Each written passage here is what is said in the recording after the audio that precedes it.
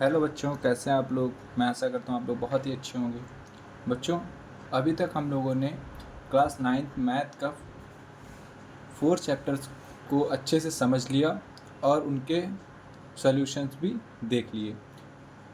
आज हम लोग एक नए चैप्टर की शुरुआत करने वाले हैं, जो कि है क्लास 9th मैथ का 5th चैप्टर यूक्लिड की ज्यामिति का परिचय। ठीक है, जिसे हम लोग इंग्लिश में बोलते हैं यूक्लिड्स ज्योमेट्री। बच्चों, जैसा कि आप इसके नाम से ही देख पा रहे हैं, यूक्लिड की ज्यामिति का परिचय मतलब एक गणितज्ञ थे यूक्लिड, ठीक है, जिन्होंने ज्यामिति के बारे में कुछ बताया है। उसके बारे में हम लोग इस चैप्टर में पढ़ने वाले हैं। तो बच्चों, शुरू स्टार्ट करते हैं। पहले हम इसके जो लेसन का नेम है इसी के बारे में पहले चर्चा कर लेते हैं। जैसा कि मैंने बताया कि यूक्लिड क्या है, एक गणितज्ञ हैं, और ज्यामिति तो आप लोगों को पता ही है, ठीक है, क्या होती है, कक्षा क्लास 8 तक पढ़ते आ रहे हैं, ठीक है। लेकिन फिर भी मैं इसको कुछ डिटेल में आप लोगों को समझाने की कोशिश करता हूँ। अब बात आती है, ये जो हमारा नेम है, क्या नेम है, यूक्लिड। यूक्लिड कौन थे? मिस्र के अलेक्जेंड्रिया के एक गणित के शिक्षक थे। यूक्लिड कौन है? मिस्र में एक जगह है अलेक्जेंड्रिया, वहाँ के एक गणित के क्या है, टीचर थे, ठीक है। अब यूक्लिड के बारे में आप लोगों को पता चल गया कौन है। मिस्र में एक जगह है जिसका नाम क्या है, अलेक्जेंड्रिया। वहाँ ये क्या करते थे, मैथ पढ़ाते थे, ठीक है। इन्होंने क्या किया, ज्यामिति के बारे में कुछ चीज़ें बताएं। अब ज्यामिति क्या होता है? तो ये जो ज्यामिति है हमारा, ठीक है, इसको इंग्लिश में क्या कहते हैं, ज्योमेट्री कहते हैं। ये जो ज्योमेट्री है, ये दो शब्दों से मिलकर बना है। जो ज्योमेट्री शब्द है, ये दो शब्दों से मिलकर बना है। कौन कौन से दो शब्द हैं? एक है हमारा जियो, ठीक, क्या है, जियो, और दूसरा क्या है, मैट्रिन, ठीक है, क्या है, मेट्रिन, ठीक। मैट्री शब्द किससे लिया गया है, मेट्रिन से, ठीक है। जियो का अर्थ होता है पृथ्वी, ठीक। जियो का अर्थ क्या होता है, पृथ्वी, और मैट्रिन का अर्थ क्या होता है, मापना। मतलब अगर इन दोनों को एक साथ मिलाएं तो क्या बनेगा, पृथ्वी को मापना, ठीक है। मतलब ज्यामिति हम लोग क्या पढ़ते हैं, चीज़ों का मेज़रमेंट पढ़ते हैं, जो कि आप लोग पढ़ते भी चले आ रहे हैं, ठीक है। हम लोगों ने आयत के बारे में पढ़ा, रेखा के बारे में पढ़ा, वर्ग के बारे में पढ़ा। ये सब किसमें हम लोग अध्ययन करते हैं, ज्यामिति में ही तो करते हैं। इसीलिए इसका नाम क्या है, ज्योमेट्री। और ज्योमेट्री शब्द कहाँ से लिया गया है, यूनानी भाषा से लिया गया है, ठीक है। इतनी बातें समझ में आ गई। अब जो ये यूक्लिड थे, इन्होंने एक बुक लिखी थी जिसमें पुराने सभी चीज़ों को एकत्रित करके लिखा था। उस बुक का नाम था एलिमेंट्स। क्या नाम था, एलिमेंट्स। एलिमेंट्स इनकी बुक का नाम था, जिसमें इन्होंने सारी चीज़ों के बारे में क्या किया, लिखा, ठीक है।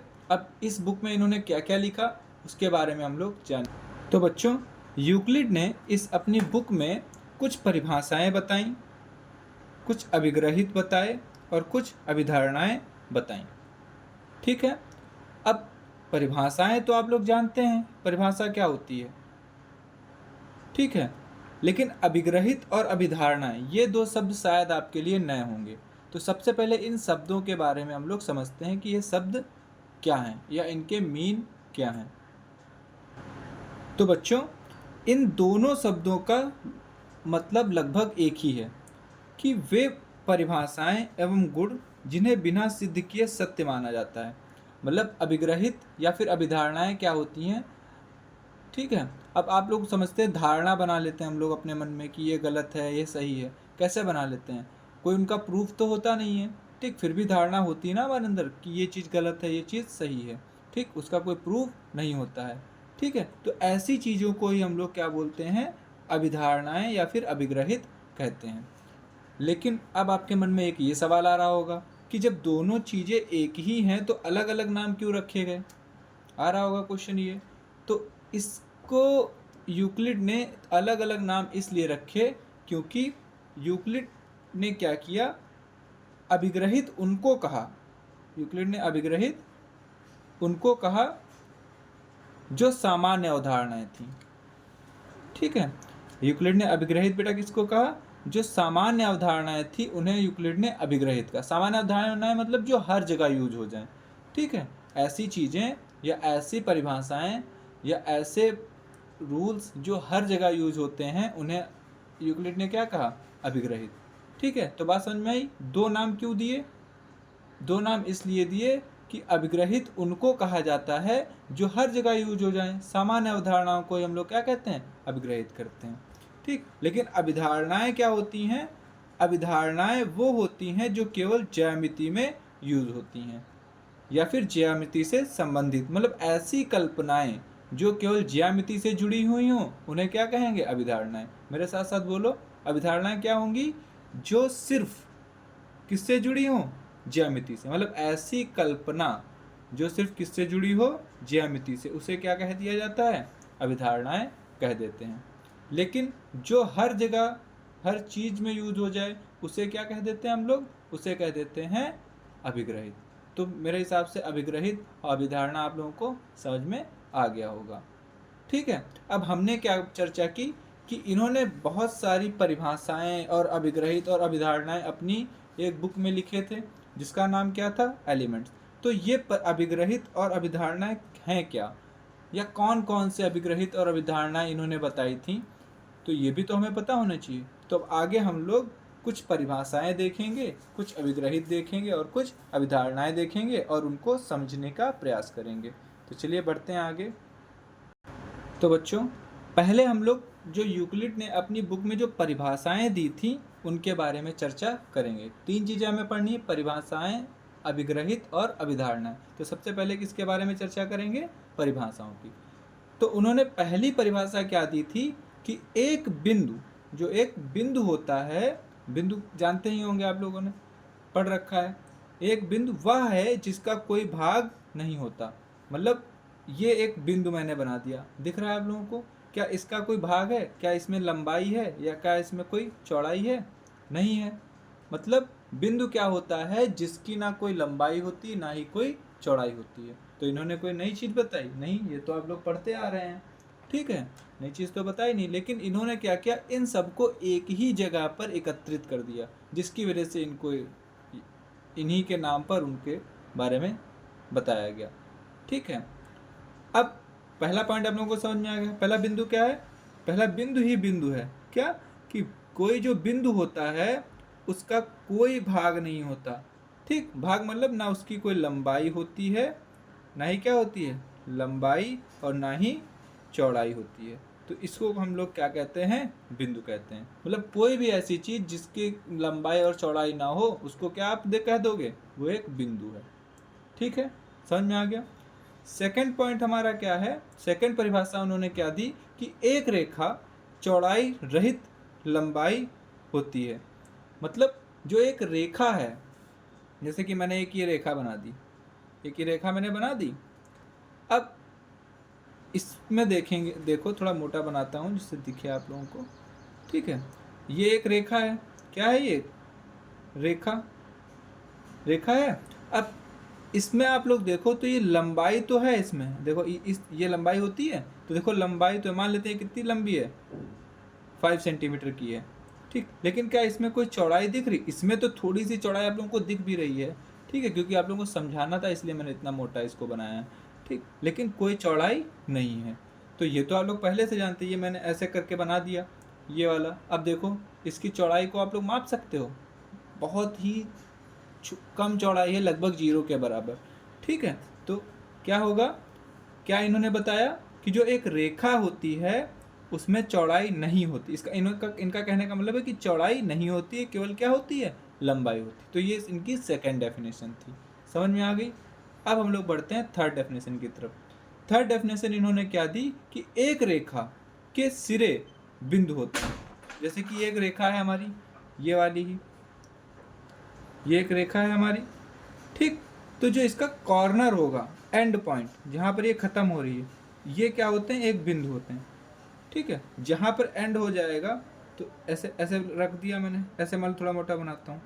तो ये जो मोटाई है, इसमें ना लंबाई है ना चौड़ाई, जो एंड पॉइंट है उसकी ना लंबाई है ना चौड़ाई है, तो उसे वो क्या हो गया, वो एक बिंदु हो गया। तो इन्होंने क्या बताया कि एक रेखा जो होती है उसके जो सिरे होते हैं, सिरे मतलब एंड पॉइंट जहाँ पर वो ख़त्म हो रही है, वो क्या होते हैं, एक बिंदु होते हैं। ठीक, समझ में आ गया।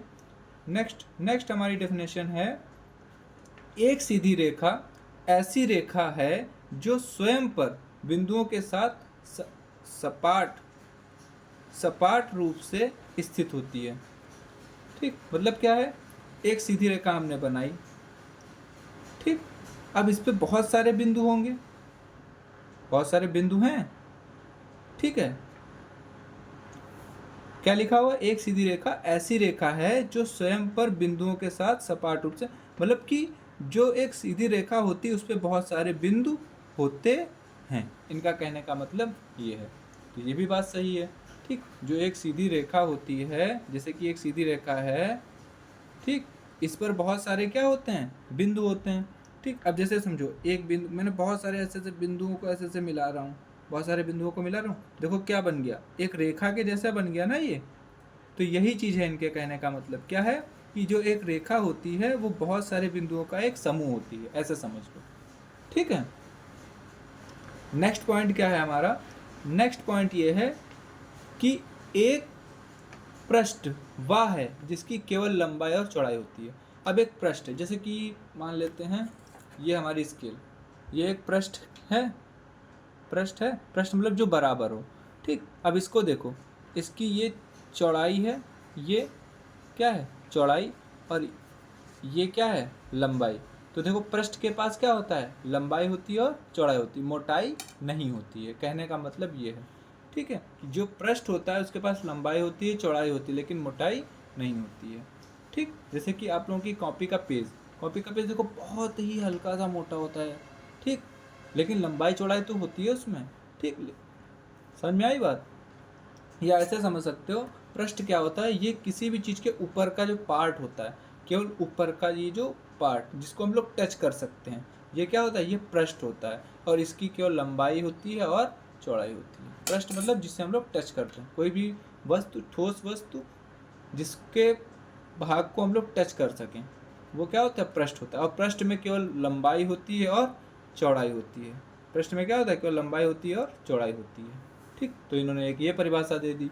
नेक्स्ट परिभाषा इन्होंने क्या दी कि अगर कोई पृष्ठ है तो उसके जो किनारे होते हैं वो रेखाएं होती हैं। तो ये तो सही सी बात, जैसे स्केल से समझ लो, ये एक पृष्ठ है, ठीक, इसके किनारे देखो, ये किनारा है इसका, ये क्या है, किनारा है।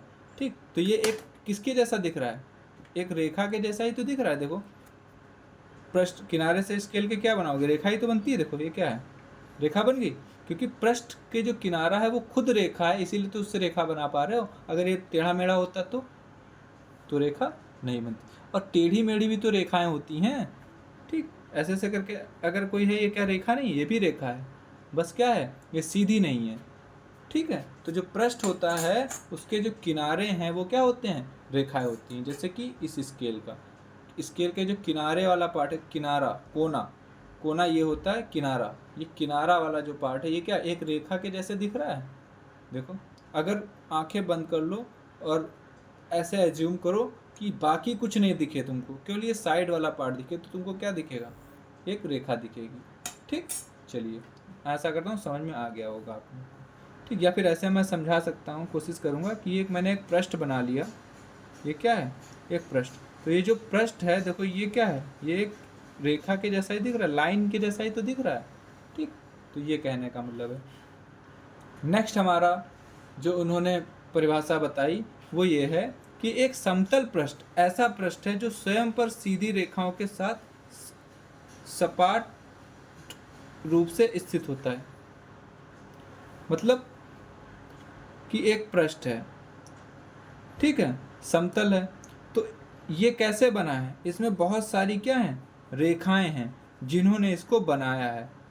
ठीक है, ये देखो बहुत सारी रेखाएं इसमें खींच दो, ये देखो बहुत सारी मैंने रेखाएं बनाई, जिससे क्या बन गया, एक समतल पृष्ठ बन गया। तो यही तो लिखा हुआ, एक समतल पृष्ठ ऐसा पृष्ठ है जो स्वयं पर सीधी रेखाओं के साथ सपाट रूप से स्थित होता है। मतलब एक पृष्ठ जो होता है उस पर बहुत सारी सीधी रेखाएं होती हैं। ठीक है, ये कहने का मतलब है। ठीक है, नेक्स्ट, तो ये 7 पॉइंट हमें, यह 7 परिभाषाएं यूक्लिड ने बताई थी। तो ये 7 की 7 परिभाषाएं आप लोगों को मैं आशा करता हूँ समझ में आ गई। वैसे समझने वाला इसमें कुछ है ही नहीं। रेगुलर लाइफ में या डेली लाइफ या मैथ अभी तक जितनी आप लोगों ने पढ़ी है उसमें यही सारी चीज़ें तो हमने देखी है ना, यही सारी चीज़ें। तो बस अब हम लोगों ने जब परिभाषाओं की बात कर ली, अब हम लोग बात करेंगे अभिग्रहितों की। ठीक, परिभाषाओं के बाद हम लोग किसकी बात करने वाले हैं? अब अभिग्रहितों की। तो जो इनकी बुक थी, इन्होंने इसमें उन्होंने कुछ अभिग्रहित भी लिखे, जिसमें से पहला अभिग्रहित है हमारा, वे वस्तुएं जो एक ही वस्तु के बराबर हों, एक दूसरे के बराबर होती हैं। जैसे कि समझो, एक ये वस्तु है, इसका नाम है ए, एक ये दूसरी वस्तु है जिसका नाम है बी, ठीक, और एक ये तीसरी वस्तु है जिसका नाम है सी। ये वाली वस्तु इसके बराबर है, ये वाली वस्तु इसके बराबर है, और ये वाली वस्तु इसके बराबर है। ठीक, मतलब ए जो है वो बी के बराबर है और बी जो है वो सी के बराबर है। तो हम क्या कह सकते हैं कि ए जो होगा वो सी के बराबर होगा, कह सकते हैं ना। जब यही इसमें लिखा हुआ है, क्या लिखा हुआ? वे वस्तुएं जो एक ही वस्तु के बराबर, मतलब एक ये वस्तु है और एक ये वस्तु है, ये वाली भी बी के बराबर है और ये वाली भी क्या है? बी के बराबर है। तो हम क्या कह सकते हैं कि वो दोनों वस्तुएं, मतलब ए और सी, ये भी एक दूसरे के क्या होंगी? बराबर होंगी। समझ में आ गया? चलिए नेक्स्ट पॉइंट की तरफ बढ़ते हैं। नेक्स्ट अभिग्रहित इन्होंने क्या दिया? यदि बराबरों को बराबरों से जोड़ा जाए, दो पूर्ण भी बराबर होंगे। तो शायद कुछ गड़बड़ लिखा है, दोनों पूर्ण भी बराबर होंगे, शायद ऐसा होगा। ठीक है, हो सकता है, आप लोग देख लेना, बुक में लिखी हुई हैं आप लोगों की। यदि बराबरों को बराबरों से जोड़ा जाए तो दोनों पूर्ण भी बराबर होते हैं। मतलब क्या हुआ? आप लोगों ने पिछली क्लास में हम लोगों ने कुछ बहुपदों को सॉल्व किया था। ठीक, तो जैसे कि एक बहुपद लिखा हुआ है, ठीक है, अरे बहुपद को छोड़ दो, मान लो एक 5 रुपये इधर हैं, 5 रुपये इधर हैं, ये दोनों आपस में बराबर हैं। इसमें कोई बराबर संख्या को क्या करो? जोड़ दो। 3 इधर भी जोड़ दो, 3 इधर भी जोड़ दो, तो आंसर क्या आ गया? 8 बराबर 8। तो क्या दिख रहा है आप लोगों को? जब दो बराबर चीज़ों में दो बराबर चीज़ें ही जोड़ी जाती हैं, मतलब ये दोनों देखो बराबर हैं, अब इनमें दो बराबर चीज़ें जोड़ दो। तो 3 और 3 को हमने 3 को उधर भी जो इस वाले में भी जोड़ दिया और 3 को इस वाले में भी जोड़ दिया। तो जोड़ने पर रिजल्ट क्या आता है? जो रिजल्ट आएगा वो भी क्या आएगा? बराबर आएगा। ये कहने का मतलब यही तो लिखा है, यदि बराबरों को बराबरों से जोड़ा जाए तो होगा ये, तो पूर्ण भी बराबर होता है, मतलब जोड़ने के बाद जो संख्या आती है वो भी बराबर होती है। साफ साफ दिख रहा है, 5 इधर था 5 इधर था, ये पहले वाले बराबर। ठीक, फिर इसमें बराबरों को जोड़ दो, बराबर मतलब कोई ऐसी संख्या जो बराबर हो। तो 3 हमने इधर भी जोड़ दिया, इधर भी जोड़ दिया, इधर भी 8 बन गया, इधर भी 8 बन गया। तो कहने का मतलब क्या हुआ कि जो आंसर आएगा वो भी क्या होगा? बराबर होगा। तो ये चीज़ तो आप लोगों को पता ही है। ठीक, नेक्स्ट इन्होंने अभिग्रहित क्या दिया? नेक्स्ट अभिग्रहित है हमारा, यदि बराबरों को बराबरों से घटाया जाए तो शेषफल भी बराबर। अब वही चीज़ रिपीट हो गई क्या? जैसे फिर से वही, दो बराबर संख्याएं हैं हमारी, ठीक, 5 और 5, इसमें से 2 घटा दो और 2 इधर घटाया है तो 2 इधर भी घटा दो। ठीक, तो आंसर क्या आएगा? 3 बराबर 3। तो देखो शेषफल क्या आया? बराबर ही तो आ रहा है। दो बराबर संख्याएं हैं, 5 और 5 बराबर हैं, इनमें से बराबर संख्याएं और घटा दो, तो 2 बराबर 2 को दोनों तरफ हमने घटा दिया, तो क्या आंसर आया? 3 बराबर 3। ठीक है, तो ये हमारा थर्ड अभिग्रहित था। अब हम बात करेंगे अपने फोर्थ अभिग्रहित की। तो फोर्थ अभिग्रहित हमारा क्या है? वे वस्तुएं जो परस्पर संपाती होती हैं, एक दूसरे के बराबर होती हैं। मतलब क्या हुआ? जैसे कि आप ये समझ लो कि ये मेरा हाथ है, ठीक, ये मेरा हाथ है, इस पर मैंने हाथ रख दिया, ये देखो दोनों तरफ से क्या है? अब एक हाथ ने मेरा दूसरे हाथ को क्या किया? ढक लिया है बिल्कुल। अपने हाथ को रखिए, हाथ के ऊपर रखिए, ठीक है, अपने एक हाथ को दूसरे हाथ के ऊपर रखिए। रखेंगे ऐसे, क्या दिख रहा है आप लोगों को? अगर इधर से देखो तो क्या नीचे वाला हाथ दिख रहा है? नहीं दिख रहा। इधर से देखो, क्या नीचे वाला हाथ दिख रहा है? नहीं दिख रहा। मतलब क्या हुआ, एक हाथ ने दूसरे हाथ को पूरी तरीके से ढक लिया है। तो जब कोई वस्तु, एक वस्तु दूसरी वस्तु को ढक लेती है तो वो एक दूसरे के क्या होते हैं, बराबर होती हैं। तो यही कहने का मतलब है इनका। ठीक है, तो 4 पॉइंट भी समझ में आ गया। अब इसका इन्होंने जो पांचवा फिफ्थ अभिग्रहित जो दिया था वो क्या था, पूर्ण अपने भाग से बड़ा होता है। अब कोई चीज़ है, ठीक, ये एक मैंने बनाया, क्या, वर्ग बना लिया, ठीक, ये पूर्ण है, भाग से बड़ा होता है, पूर्ण अपने भाग। अब इसका भाग कर दो, आधा आधा कर दिया, ये आधा हो गया, ये आधा हो गया। अब देखो ये दोनों इसी के भाग है ना, तो ये पहला भाग, अब देखो ये पहला भाग छोटा है ना इस वाले भाग से, दूसरा भाग भी पूर्ण भाग से छोटा है। तो यही तो कह रहे हैं कि जो पूर्ण होता है वो अपने भागों से बड़ा होता है। ये भाग हैं दोनों, ये भाग इससे छोटा है, मतलब ये वाला जो हिस्सा है हमारा पूर्ण वाला, वो अपने भाग मतलब हिस्सों से हमेशा क्या होता है, बड़ा होता है। ऐसे समझ लो। 5 लिखा तुमने, 5 को कैसे लिख सकते हो, 3+2 लिख सकते हो। तो 5 के ये क्या है, भाग हैं। 3 देखो, 3 छोटा ही तो है 5 से, और 2 भी छोटा है 5 से। तो ये वाली अवधारणा यही है, सॉरी अभिग्रहित यही है कि पूर्ण अपने भाग से हमेशा क्या होता है, बड़ा होता है।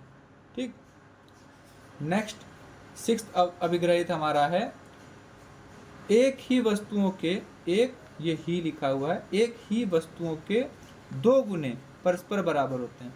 अब एक कोई वस्तु है, ऐसे समझ लो, कुछ मत करो, वस्तु क्या, नंबर ले लो, 2 लिख लिया, 2 इधर भी लिख लिया, दोनों तरफ एक ही वस्तु है, इसको डबल कर दो, 2 गुना कर दो, इधर भी 2 से गुणा कर दो, इधर भी 2 से गुणा कर दो। तो आंसर क्या है, 4 बराबर 4। अब एक ही वस्तु थी दोनों तरफ, ठीक, ये 2 हमारी क्या है, मान लेते हैं ये 2 हमारी एक वस्तु है, इसको 2 गुना कर दिया, ठीक है, और फिर इसको भी 2 गुना कर दिया, तो दोनों का 2 गुना बराबर ही तो आएगा। ठीक, ऐसे समझ लो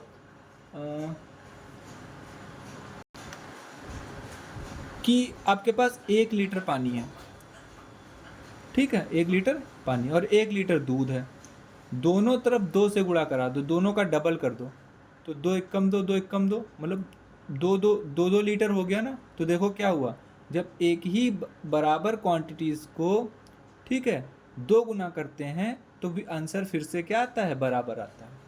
यहाँ से समझ लो चाहे उससे समझ लो। अब लास्ट अभिग्रहित इनका ये है कि एक ही वस्तुओं के आधे परस्पर बराबर। अब वही चीज़ फिर से, 4 है, इधर भी 4 है, दोनों का आधा कर दो तो क्या आएगा, 2 बराबर 2। तो देखो क्या आया, 2 बराबर 2, मतलब किसी भी वस्तु, जब 2 वस्तुएं बराबर हों उनका अगर आप आधा करेंगे तो वो भी बराबर ही आएगा। समझ में आ गई इतनी बात? चलिए, तो इसके साथ ही हमारे सारे के सारे अभिग्रहित क्या होते हैं, हमने पढ़ लिए। अब अभिग्रहित के बाद पहले हमने क्या पढ़ी, परिभाषाएं, परिभाषाएं के बाद क्या पढ़ा, अभिग्रहित। अब अभिग्रहित के बाद हम लोग पढ़ेंगे अभिधारणाएं। ठीक, अभिधारणा, अभिग्रहित क्या होता है, जो पूरी दुनिया में सत्य हो। तो ये बातें सारी क्या है, पूरी दुनिया में देखो सत्य हैं और हर जगह इनका यूज होता है, लेकिन हमने अभिधारणाएं क्या कहीं, अभिधारणाएं वो होती हैं जिनको केवल ज्यामिति में यूज किया जाता है। तो देखते हैं अभिधारणाएं क्या हैं। तो बच्चों, यूक्लिड की अभिधारणाओं की अब हम लोग बात करेंगे। अभिधारणाएं क्या होती हैं, जिन्हें हम लोग सिर्फ ज्यामिति में यूज करते हैं, मतलब वे कल्पनाएं जिन्हें सिर्फ ज्योमेट्री में यूज किया जाता है। तो पहली हमारी कल्पना क्या है, एक बिंदु से एक अन्य बिंदु तक एक सीधी रेखा खींची जा सकती है। तो चलिए देखते हैं, एक ये बिंदु है हमारा, एक ये बिंदु है, इसको P ले लेते हैं, इसको Q। ठीक, अब इस वाले पॉइंट और इस वाले पॉइंट से होती हुई एक रेखा खींचो।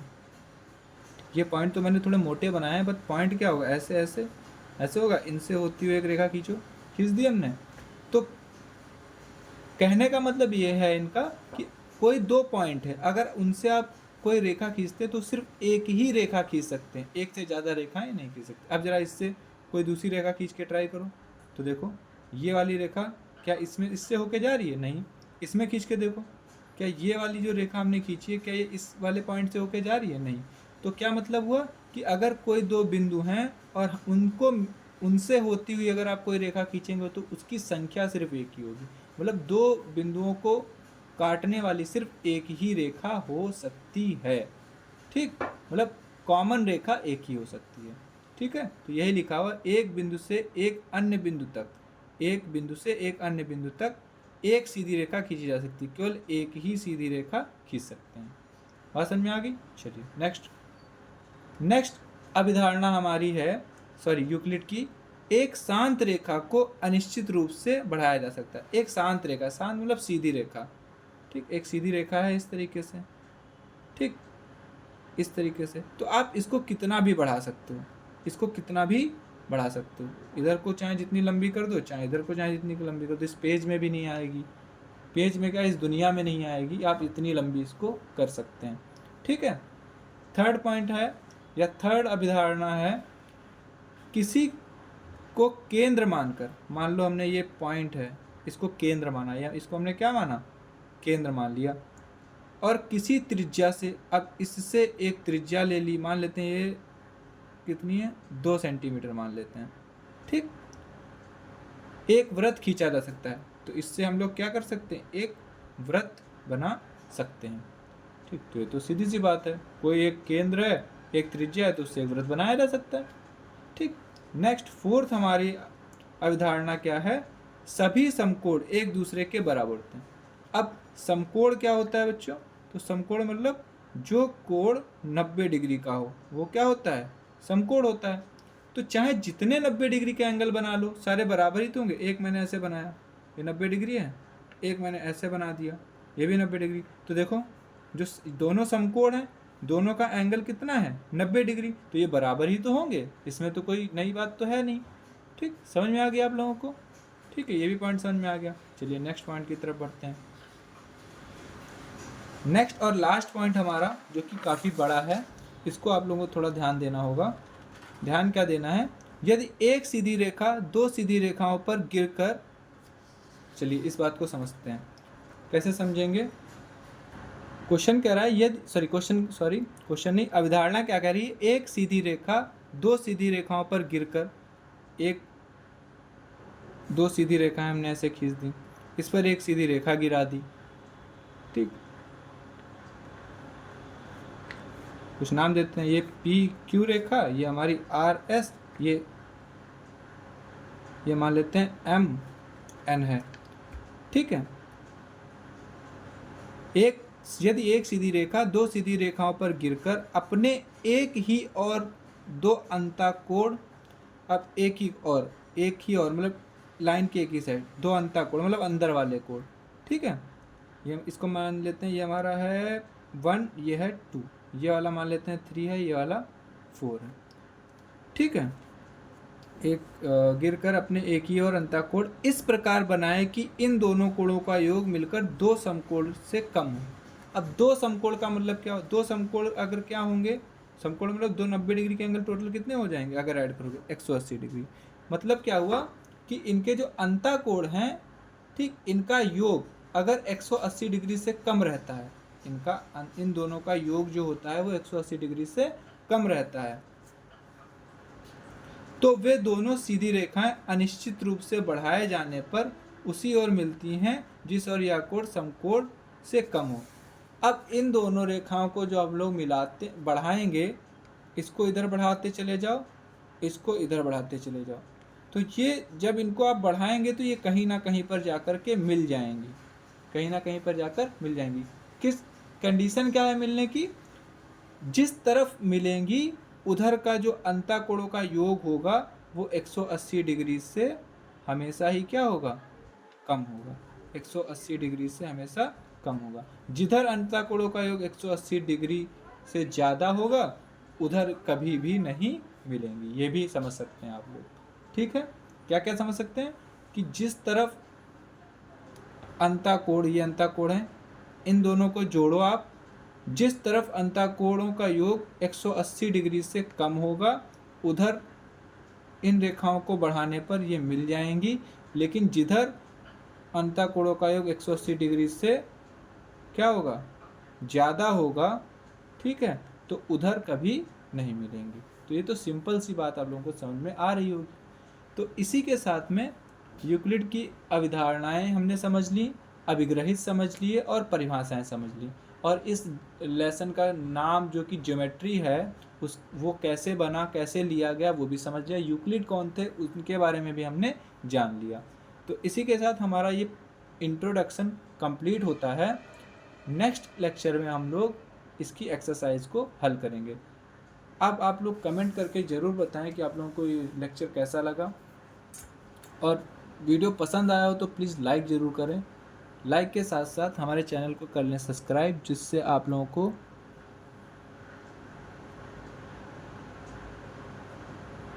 नोटिफिकेशन आए। नोटिफिकेशन आने के लिए आप लोगों को बेल आइकन को भी दबाना पड़ेगा।